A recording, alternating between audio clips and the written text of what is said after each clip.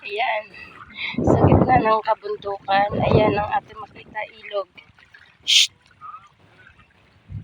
Oo, sa gitna ng kabundukan, hinila mo anak mo. So ngayon, ang sakit ng puwet ko. Ayan guys, kita nyo yan. Ayan. Sa gitna yan.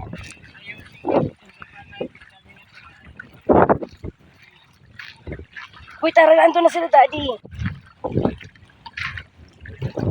Kasi na mahulog yung cellphone mo.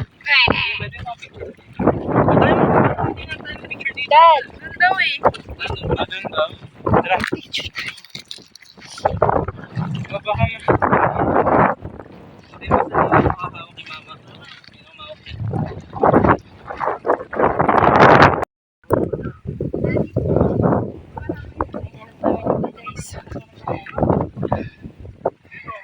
Ano yung bahay yun? Ano bahay yun? Ito yung first family adventure namin, guys.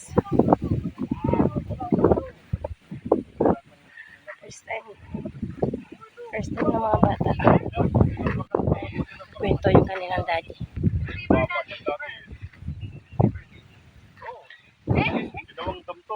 Global warming, bro. So ito wala pa dati talaga. Wala pa po.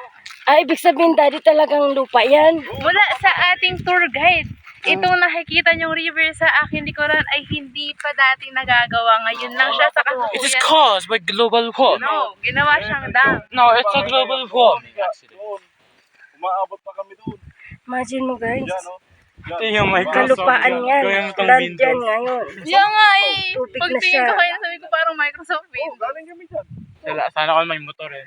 Dati, ang dinadaanan namin, wala yan. Yung papunta doon sa Bliss. Nasaan na yung kuya? Dito kami, dumadaan, no, dyan, Nandun sa sa area baba. na yan. Nandun sila. Galing, guys, no? Ang ganda ng nature. The best. Nature lover. Nature lover. Ganda, the best. Pero daddy, malalim na siya ngayon, no? Alam na yan, kasi inukay yan eh. Oo. Inukay na yan, isang hanggang doon, no? Kaya nga. Ayan, may isda na yan dyan. Parang deserve naman namin ang milk niya kahapon. Putik na yan. Oo nga, ano, parang sarap ng Okay, guys. Bigyan mo, si Ron Ron, isang daan. Mamaya, dad, mamaya. tricycle, pwede na Oo.